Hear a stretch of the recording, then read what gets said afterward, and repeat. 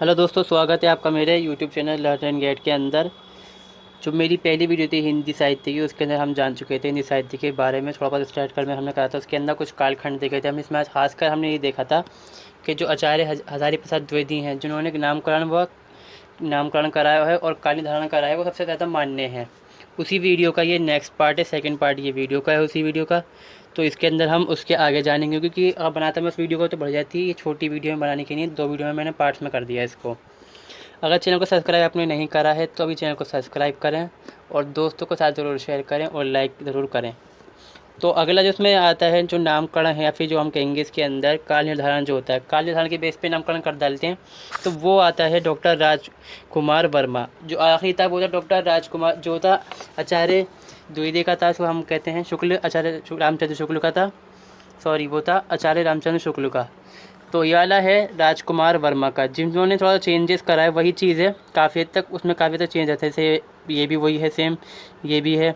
इन्होंने क्या करा, जो आदिकाल है उसको ही क्या डालते हैं संधि काल। जो बताते हैं इसका ये क्या होता है, संवत क्या है, 750 संवत, जो वो विक्रम संवत जो है, उससे लेकर 1000 विक्रम संवत तक होता है। अगला इसमें है चारण काल।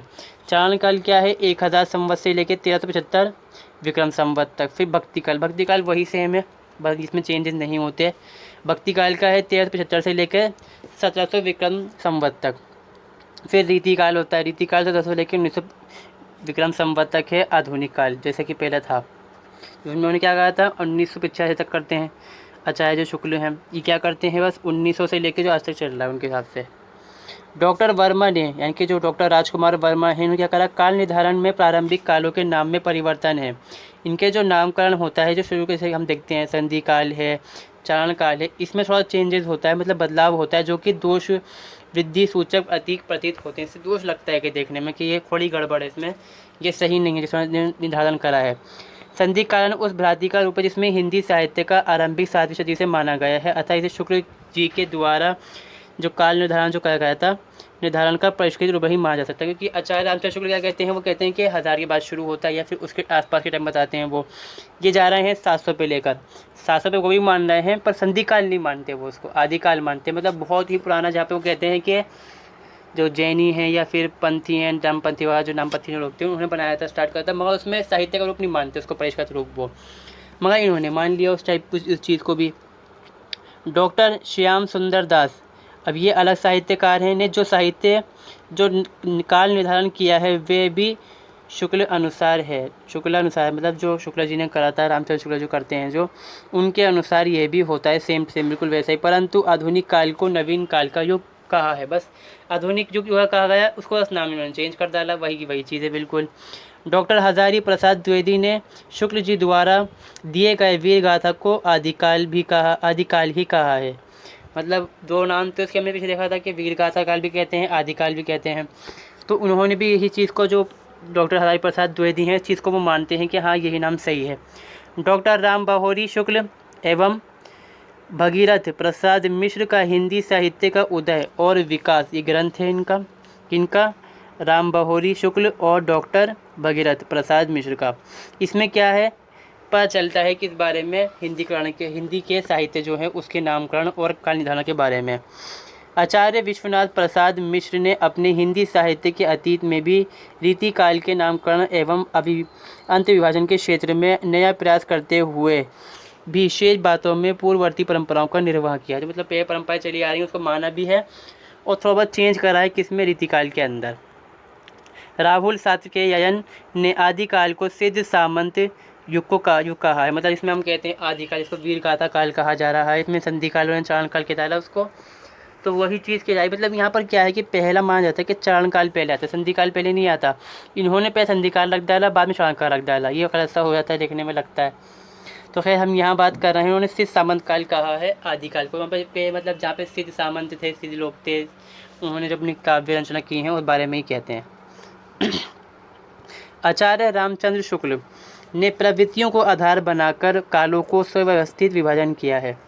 प्रवृत्ति मतलब जो हम देखते हैं कि समाज के अंदर बदलाव आ रहे हैं, चेंजेस आ रहे हैं, और लोगों के अंदर क्या है, अवेयरनेस आ रही है एक तरह से, उसको ध्यान में रखते हुए उसके साथ जो काव्य में जो चेंजेस आ रहे हैं, बदलाव आते हैं, जो परिवर्तन आता है हमारे काव्य के अंदर, उसके हिसाब से उन्होंने इसको बांटा है, उसका नामकरण करा है और उसका जो काल निर्धारण है वो करा है।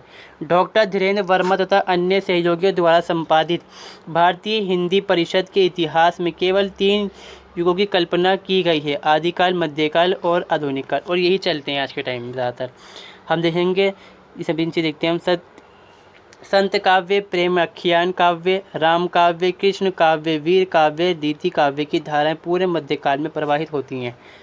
मतलब यहाँ पर बात ऐसी हो रही है कि जो हम कह रहे हैं कि ईश्वर से या फिर किसी संत से जुड़ी बात है, इसमें यहाँ बात आ रही है कि प्रेम की बात सी आ रही है कि किससे प्रेम है उसके बारे में बताते हैं हम, तो भक्ति सी हो जाती है हमारी, उसके अंदर बताते हैं, तो वो मध्यकाल के अंदर बहुत ज़्यादा चली हैं। सन 1857 की क्रांति, मध्य युग की समाप्ति, पश्चिमी ज्ञान विज्ञान एवं जीवन दर्शन का प्रभाव के फलस्वरूप आधुनिक युग का आरंभ हुआ। इसमें भी प्रवृत्तियों में परिवर्तन दिखाई देता है, कभी छायावाद, कभी प्रगतिवाद, तो कभी प्रयोगवाद। निरंतर साहित्यिक धारा बदलती रहती हैं क्योंकि क्या देखा बताया था मैंने लास्ट वीडियो के अंदर कि क्या है, अंग्रेज़ आते हैं तो वहाँ की कुछ चीज़ें आती हैं वो अडॉप्ट करते हैं, हम उनको क्या करते हैं, ग्रहण कर लेते हैं अपने साहित्य के अंदर हिंदी के, तो वो चेंजेस आते हैं, कभी वो प्रयोग बनता है, कभी छायावाद बन जाता है वो। और जो आज के वक्त में हम देखते हैं 3 जो काल निर्धारण है वही ज़्यादातर चलाए जाते हैं। पहला है आदिकाल, 10वीं से लेकर 14वीं शताब्दी तक इसको माना जाता है, और दूसरा होता है मध्यकाल। मध्यकाल को 2 हिस्सों में बांटते हैं। पहला होता है पूर्व मध्यकाल जो कि 1400 से लेकर 7वीं तक चलता है, 17वीं शताब्दी तक चलता है मतलब वो। फिर जो आता है वो है उत्तर मध्यकाल जो कि 1700 से लेकर 19वीं मतलब 200 साल का वो 2 शताब्दी बताई गई हैं इसके अंदर। और आधुनिक काल जो है 19वीं से लेकर आज तक। यही काल निर्धारण हिंदी साहित्य के इतिहासकारों के बीच मान्य है, और यही आज के वक्त में हम जो पढ़ते हैं देखते हैं, इसी के हिसाब से जो है काल निर्धारण किया गया है, इसी को हम फॉलो करते हैं आज के टाइम में। पहला इसके अंदर आता है आदिकाल। ये हिंदी साहित्य का सबसे विवादग्रस्त काल है। इसकी कालातीत मतलब काल अतीत 10वीं से लेकर 19वीं शताब्दी मानी गई है, मतलब कहीं पर 10वीं से लेकर 19वीं तक मतलब मानी गई है। यहाँ पर हमने क्या देखा है कि 10वीं से 14 दे रखी है, तो ये 19वीं 14 ही होगी, गलत हो गया थोड़ा, ये 14 है, मानी गई है। विभिन्न विद्वानों ने इसका नामकरण इस प्रकार किया है। पहला है जो जॉर्ज गेसन ने करा था, चारण काल कहते हैं। मिश्र बंधु क्या कहते हैं इसको, आरंभिक काल। रामचंद्र शुक्ल डॉक्टर मतलब आचार्य रामचंद्र शुक्ल आदिकाल या वीरगाथा काल, जो मान्य है सबसे ज़्यादा वो यही है, वीरगाथा काल और आदिकाल, जिसको हम आज के वक्त में इस्तेमाल करते हैं। राहुल साकेत ने क्या कहा, सिद्ध सामंत और आचार्य प्रसाद द्विवेदी मतलब महावीर प्रसाद द्विवेदी। बीज वापन काल, विश्वनाथ प्रसाद मिश्र वीर काल और हजारी प्रसाद द्विवेदी, इन्होंने क्या कहा है, आदिकाल। ये अलग हैं, दोनों अलग अलग हैं, ये दोनों अलग अलग हैं। राजकुमार वर्मा ने क्या कहा, संधिकाल या चारण काल, जिसको भी मैंने पीछे देखा था स्लाइड के अंदर, उन्होंने कहा है कि ये दोषपूर्ण लगता है देखने में, क्योंकि चारण काल पहले आता है, वो शुरुआत का रूप माना जाता है, तो ये थोड़ा सा गलत लगता है यहाँ देखने में। हिंदी साहित्य का प्रारंभिक काल, जिसे आदिकाल, वीरगाथा काल, चारण काल, सिद्ध सामंत काल आदि अनेकों संज्ञाओं से विभूषित किया गया है। हिंदी का सबसे अधिक तिलालग्रस्त काल है, मतलब इसमें सबसे ज़्यादा प्रॉब्लम होती है, सबसे ज़्यादा उसके ऊपर अलग अलग नाम दिए गए हैं पहली बात तो। और कोई ये बताए, कोई हर मतलब साहित्यकार जो है उसका ये हिसाब है कि कोई कुछ और कह रहा है कि इस टाइम शुरू होता है, कोई कहता है 7वीं से शुरू, कोई कहता है 9वीं से, कोई कहता है 10वीं से शुरू होता है ये काल। तो सबसे ज़्यादा विवादग्रस्त है, इसके बारे में प्रॉब्लम सबसे ज़्यादा इसी के अंदर होती है। मध्यकाल तो नॉर्मल चलता है, और जो आधुनिक काल है थोड़ा सा मतलब सेम होता है काफ़ी हद तक, दोनों जो हैं। जॉर्ज गेसन ने आरंभिक काल को चारण काल का नाम दिया, मगर इसके पक्ष में कोई ठोस तक नहीं दे सके। यहाँ पे गड़बड़ इनके इसमें यही आती है, उन्होंने कहा तो चारण काल इसको, जैसे हमने देखा सबसे मतलब प्रारंभिक रूप माना गया है इनका, जो ट्रांसलेशन मतलब उन्होंने जो नामकरण वगैरह करते हैं, नामकरण करते हैं और जो काल धारण करते हैं, सबसे प्राचीन रूप तो माना गया है, मगर इसमें ये क्या है कि ठोस तर्क नहीं दे पाते। वे हिंदी साहित्य का इतिहास का प्रारंभ 643 ईस्वी से करते हैं, मगर इसके पक्ष में भी कोई प्रवृत्ति का उल्लेख नहीं कर पाके, मतलब गलत बात हो जाती है यहाँ पर, पता ही नहीं चल पाता जब वो मतलब करते रहे, कोई इनके पास सबूत नहीं दे पा रहा है इसकी चीज़ के बारे में। वो मिश्र बंधु ने क्या कहा, मिश्र बंधु इस काल को आरंभिक काल कहा था तथा उन्होंने अपने ग्रंथ में हिंदी भाषा को आधार बनाते हुए इस कालखंड विशेष को प्रारंभिक हिंदी, चंद्र पूर्व हिंदी, रसो काल हिंदी, उत्तर आरंभिक काल हिंदी मतलब नाम दिए हैं उन्होंने, अलग अलग नाम दिए। पहला क्या है, आरंभिक हिंदी, जिसको उन्होंने कहा चंद्र पूर्व हिंदी, रासोकाल हिंदी, उत्तर हिंदी। मगर इसके प्रतिनिधित्व में कोई एविडेंस मतलब प्रूफ वगैरह जो है सबूत नहीं मिल पाता, ठोस तर्क नहीं दे पा रहा है वो इसके बारे में भी।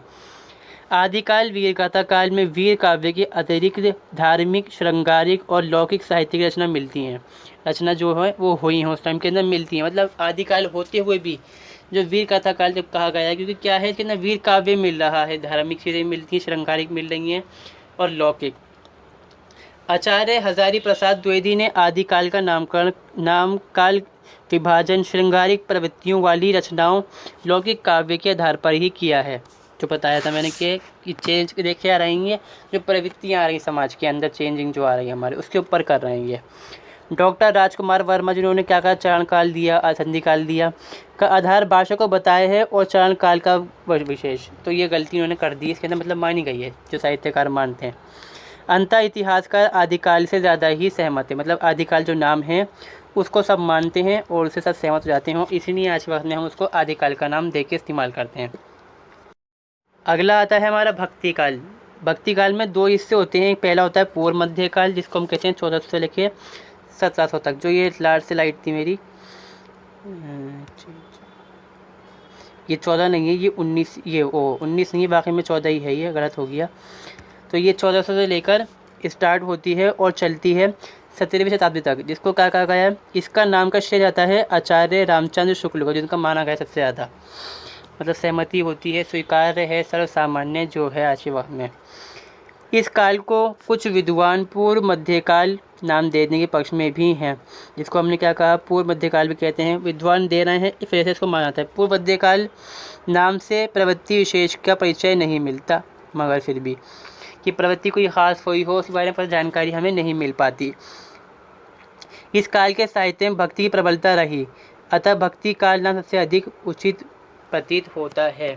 भक्ति मतलब भक्ति जो काव्य धारा चलती है उसके बारे में से कृष्ण भक्ति होती है और दूसरे भक्ति जो होती है राम भक्ति वगैरह होती हैं, संत भक्ति वगैरह जो संत कवि वगैरह जो होते हैं उस टाइम के अंदर ही होते हैं, तो इसलिए का इसको भक्ति काव्य नाम देते हैं और भक्ति काव्य की जो निकलती है फिर टाइम जो कहा गया है भक्ति काल के इसको नाम दे दिया गया। रीतिकाल, रीतिकाल क्या है, अलंकृत काल नाम दिया गया, इसी का पार्ट है ये, और श्रृंगारिक काल और कला काल। मध्यकाल को तो भगवान बांटा गया है, पूर्व मध्यकाल, उत्तर मध्यकाल, जो उत्तर मध्यकाल है उसी को हम क्या कहते हैं, रीतिकाल, उसी में से ये निकल के आता है, यहाँ से जो उत्तर मध्यकाल है इससे निकल के आ रहा है। और अलग अलग जो साहित्यकार हैं, किसी ने कहा है कि ये अलंकृत काल है, किसी ने कहा श्रृंगारिक काल है, किसी ने कहा कला काल है। भक्ति काल है क्योंकि इसके अंदर चीज़ें ऐसी बताई गई हैं जो साहित्यकार थे, काव्य जिन्होंने लिखी हैं किताबें या फिर जिन्होंने कहानियाँ लिखी, कविताएं लिखी, जो काव्य गद्य लिखा है इसके अंदर, उसमें ऐसा लिखा है कि प्रेम के बारे में लिखा है, सजा सजा के लिखा गया है उसको, तो अलंकृत भी कहना सही है और श्रृंगारिक भी कहना सही है और कला भी कहना सही है इसको। आचार्य शुक्ल के द्वारा दिए गए रीतिकाल नाम सभी विद्वानों के ने एक मत से सहमत किया है इसको, रीतिकाल इसको मान लेते हैं इसको, जो क्या है उत्तर मध्यकाल, पहला क्या है पूर्व मध्यकाल, उत्तर मध्यकाल दूसरा वाला पार्ट है इसका। ये वामन द्वारा दिए गए रीति से भिन्न है, क्योंकि वामन एक साहित्यकार उन्होंने भी दिया है, हिंदी के अंदर होते हैं ये, द्वारा दिए गए रीति शब्द विशिष्ट पद रचना के लिए है तथा शुक्ल जी ने इसका प्रयोग तत्कालीन लिखित लक्षण ग्रंथों के लिए किया है।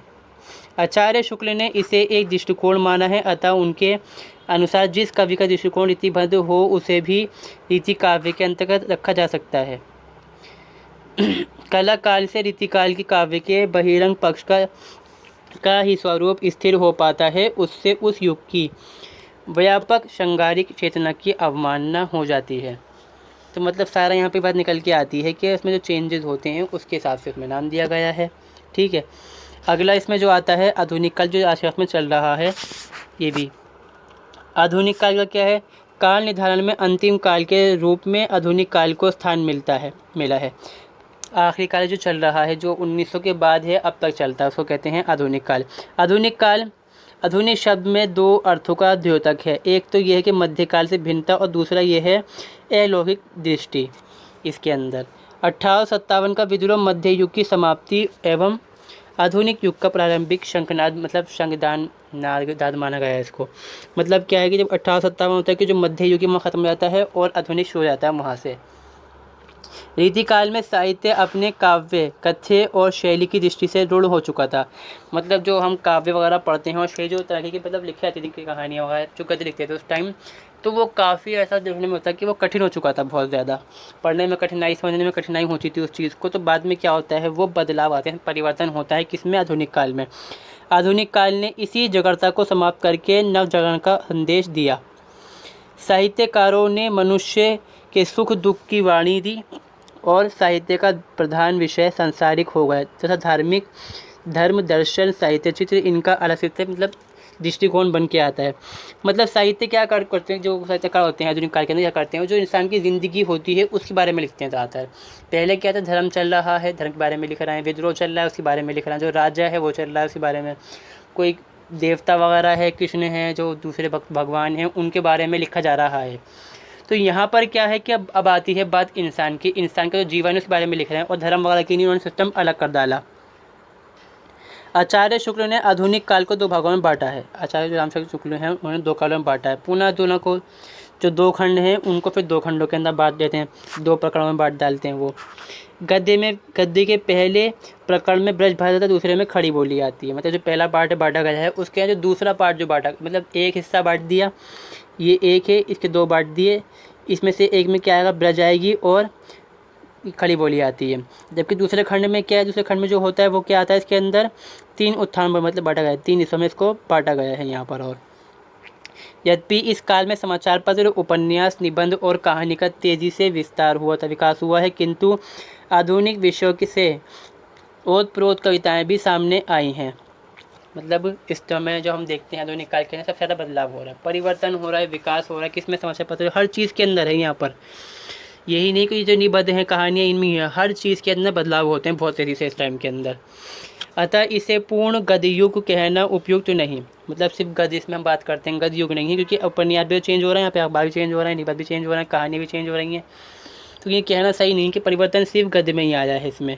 इसलिए इस कालखंड का नाम आधुनिक कालखंड ही सबसे उचित प्रतीत होता है। आधुनिक कालखंड को निम्न रूप से में विभक्त किया जा सकता है। मतलब पुनर्जागरण काल, जिसमें हम कहते हैं भारतेंदु काल का जो है, जो भारतेंदु जो हरिश्चंद्र जी थे उनके टाइम पर बांटा गया है, उसमें 1857 से लेकर 1900 ईस्वी तक। और जागरण सुधार काल, द्विवेदी काल, ये है 1900 से लेकर 1918 ईस्वी। और छायावाद काल, और अगला है छायातोत्तर काल। 4 हिस्सों के अंदर इसको बांटा गया है। तो पहले उसमें और आगे भी है, इसके अंदर जो छायातोत्तर काल है उसको बांटा गया है, प्रगति प्रयोग काल है, और दूसरा है नवलेखन काल। बाद यहाँ पे कंप्लीट हो जाता है। आगे आता है छायोत्तर काल, मतलब छायावाद की जो काल जगह लगी है उसके बाद जो आता है प्रगति प्रयोग लेखन काल। 1936 में प्रगतिशील लेखक संस्था की जो संघ है उसकी स्थापना होती है। और इससे क्या होता है, प्रगति प्रयोग जो विचारधारा होती है, काव्यधारा निकल के आती है, वो धारा बहने लग जाती है समाज के अंदर। इसी को हम क्या है, जो इसके जो प्रभाव में चीज़ें आती हैं, जो उसके हिसाब से लिखा जाता है काव्य हमारे हिंदी के अंदर, उसको हम कहते हैं प्रगति प्रयोग काल। ठीक है। इसके प्रथम अधिवेशन में प्रगतिशील साहित्य पर विचार विमर्श हुआ। मतलब जो साहित्य है, जो प्रगतिशीलता है उसके अंदर, उस पर विचार विमर्श होता है इसके अंदर। प्रयोगवाद का समय तार सतवक कविता संग्रह के प्रकाशन सन 1947 से माना जाता है। प्रयोगवाद नाम चलने का कारण क्या है, तार सतपक का संपादकीय है, जिसका प्रयोगशीलता की बार बार चर्चा की गई है। एक किताब निकल रही है, यहाँ से पता चल रहा है, उसके अंदर बताया गया है और उसके पर हिसाब से मैं बताया गया, उसके अंदर नाम आ जाता है, इस तरह से इसका नाम पड़ जाता है। अगला है नवलेखन काल। वस्तुतः स्वतंत्रता के बाद लिखी गई कविताओं को नई कविता कहा गया, जिसमें नए मूल्यों और नए शिल्प विधान का अन्वेषण हुआ है। जो आज़ादी के बाद लिखा गया है उसको हम कह रहे हैं नवलेखन काल। किंतु इस नाम पर आपत्ति उठाई गई कि नयापन किसी साहित्य की विकासशील परंपरा का द्योतक होता है। उन्होंने कहा कि साहित्य में जो चीज़ें आ रही हैं उसके हिसाब से द्योतक होता है। मतलब यहाँ पर बात कर रहे हैं जो वो आती हैं प्रवृत्तियाँ, उसके बारे में कह रहे हैं ये। इस कालखंड में अन्य अनेक काव्य आंदोलन भी उभरे, यथक कविता, अति कविता, अस्वीकृत कविता आदि। मतलब ये भी क्या है, आंदोलन हैं जो हिंदी साहित्य के अंदर उठते हैं। साहित्य की सभी प्रवृत्तियों के लिए नया शब्द मानो रूढ़ हो गया। अतः इस कालखंड को नवलेखन काल कहना अधिक उचित हुआ। मतलब सबने इसको मान लिया कि नया जो सिस्टम है, नया नयापन आ रहा है इसके अंदर, तो वो नया कालखंड होता है, मतलब नवलेखन कालखंड बन जाता है। तो ये वीडियो कंप्लीट होती है यहाँ पर पूरी, ये पार्ट जो था दोनों पार्ट कंप्लीट होते हैं। पिछला पार्ट आपने देख लिया होगा और ये दूसरा पार्ट है। नहीं देखा तो प्लेलिस्ट में जाकर ज़रूर देखें और चैनल को सब्सक्राइब करें। इस वीडियो के अंदर वह इतना ही। इस वीडियो को देखने के लिए धन्यवाद।